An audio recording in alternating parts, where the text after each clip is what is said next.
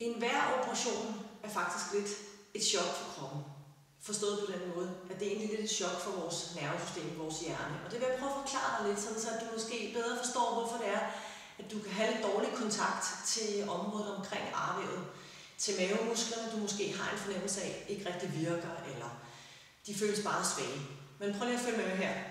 Hvis du tænker hjernen som en GPS, ligesom den du har i bilen, så har vores hjerne faktisk sådan lidt et kort over vores krop. Og det er et kort over alle vores led, vores muskler, vores organer. Alt inde i kroppen har vi ligesom et kort over. Og der er 3 ligesom kort, der helst skal fortælle noget af det samme. Vi modtager informationer igennem vores øjne. Vi modtager informationer via vores indre øre, altså vores stillingssans.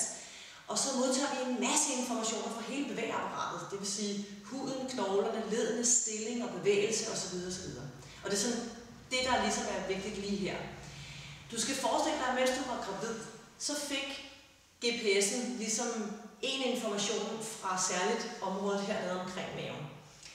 Noget med, hvordan virkede musklerne, hvilken styrke havde de, hvor meget bevægelighed havde du i det område, og hvordan føltes huden. Så det kender hjernen ligesom at føle sig tryg og sikker ved, fordi det ligesom er en adresse. Ligesom den adresse, du bor på, så er alle de informationer, man får der, det bliver ligesom en adresse. Og nu hvor du så har født, så er du også blevet opereret, og det vil sige, at der har været skåret op. Og det opfatter hjernen sådan lidt farligt på den måde, at den tænker, så kender jeg ikke adressen længere. Svarende til, at du kommer kørende i din bil, og så pludselig så mister GPS'en forbindelsen. Og så siger den, jeg kan ikke komme tættere på adressen, men vi er her i nærheden. Og sådan har hjernen det lidt med det her område efter operationen. At den kender ikke helt området, forstået på den måde, at det føles anderledes.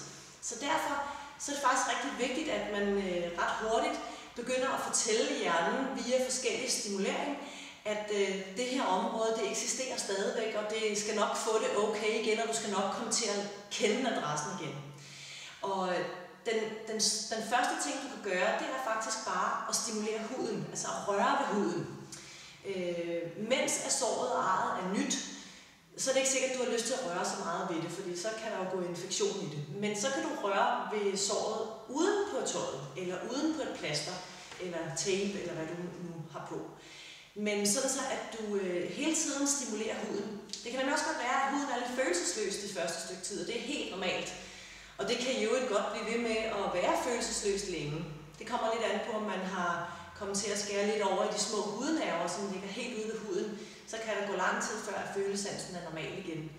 Og hvis det er tilfældet, så er det faktisk rigtig vigtigt at blive ved med at ligesom nusse og stimulere huden, sådan så at hjernen får en masse tilbagemelding om, at det er altså det her område, vi kendte som den her gamle adresse.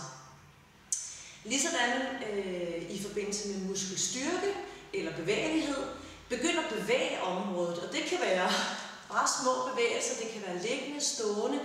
Ikke noget, der er det, du måske kender som træning, men bevægelse. Så gang på trapper, det at flytte sig rundt med kroppen, bevæge bækkenet op og ned eller fra side til side.